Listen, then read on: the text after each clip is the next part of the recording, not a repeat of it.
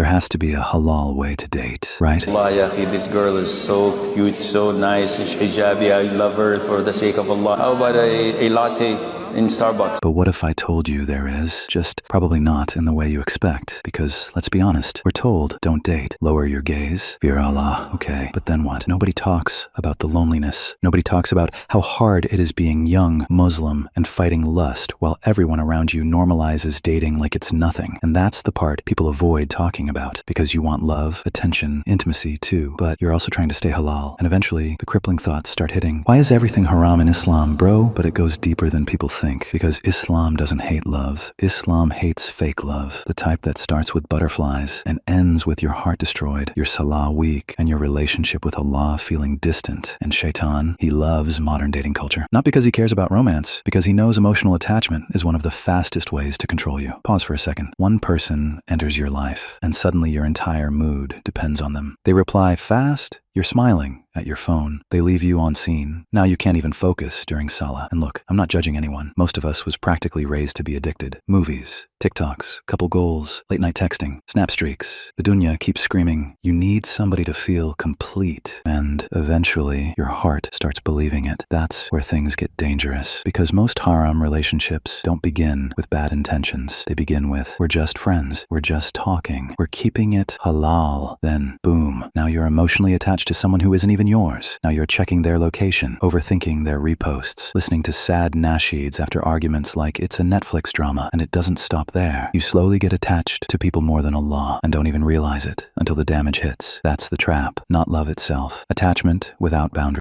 But here's where things get uncomfortable, because some people watching this already know the relationship they're in isn't fully halal, but it also doesn't feel fully haram either. No zina, no touching, maybe even talking about marriage. And honestly, the scariest part is how something can feel emotionally pure while slowly pulling you away from Allah without you noticing. That's what terrified me. Not heartbreak, not being exposed, but realizing I was thinking about a person more than I was thinking about my akhirah. So now the question becomes, if two people genuinely care about each other and are helping each other become better Muslims, then why does it still? And the twist nobody wants to admit, the reason dating feels halal sometimes is because what you actually crave isn't haram. It's connection, comfort, being understood, being chosen. Those feelings are human. Even the most religious person alive wants love. But let me ask you a terrifying question. Will this love bring you closer to Allah or distract you from Him? That changes everything, because suddenly the goal stops being, how much can I get away with? And becomes, how do I build something Allah blesses? That's when it clicked for me. Islam never banned love. Islam banned turning love.